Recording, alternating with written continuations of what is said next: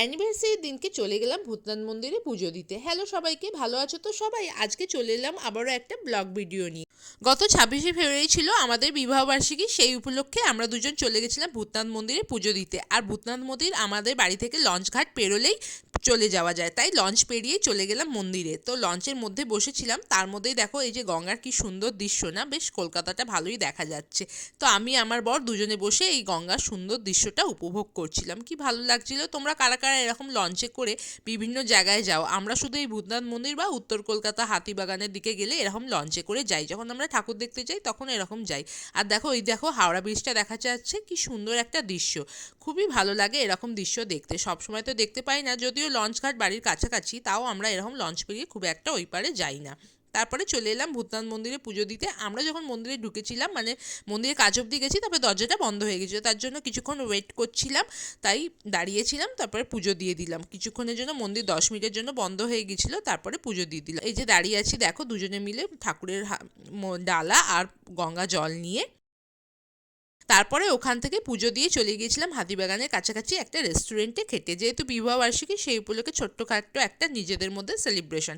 তাই আমার বর আমাকে নিয়ে গেছিলো একটা রেস্টুরেন্টে খাওয়াতে, যেখানে খাওয়া দাওয়া খুবই সুন্দর ছিল। তো আমার খুব ভালো লেগেছিলো এখানে গিয়ে। তো আমরা দুজনে মিলে এখন বসে আছি খাবার অর্ডার দিয়ে, আর আমরা দুজন দুজনকে দেখছি আর বলছি দেখো কত সুন্দর একটা জায়গা। ওই আমাকে জিজ্ঞাসা করছিল জায়গাটা তোমার কেমন লাগছে, আমি বললাম আমার ভালোই লাগছে। এখন বসে আছি, রেস্টুরেন্টটা খারাপ নয়, ভালোই। হাতিবাগানে সাগর রেস্টুরেন্ট, কেউ গুগল সার্চ করে দেখতে পারো, খুব সুন্দর একটা রেস্টুরেন্ট। তারপরে এখানে মেনু কার্ডটাও দেখলাম, বেশ মোটামুটি খাবার রিজনেবল প্রাইসেই ছিল।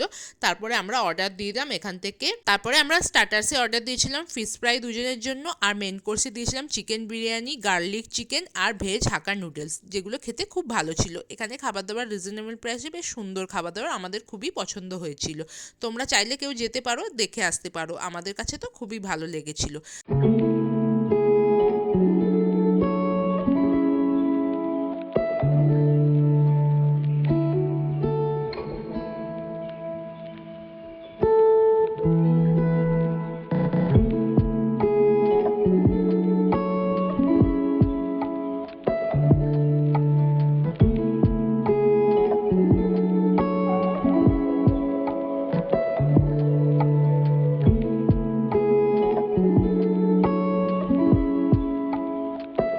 এই যে আমাদের স্টার্টার্স খাওয়া হয়ে গেছে, এবার মেন কোর্সটা দিয়ে গেল। দেখো খাবার দাবারের পরিমাণ খুবই ভালো ছিল, দাম অনুযায়ী ভালোই লেগেছে খাবার দাবার। তার মধ্যে পরিবার, আচ্ছা বিরিয়ানির সাথে কিন্তু রায়তাটাও দিয়েছিল, ওটা আমরা অর্ডার করিনি, কিন্তু বিরিয়ানির সাথে দিয়েছিল।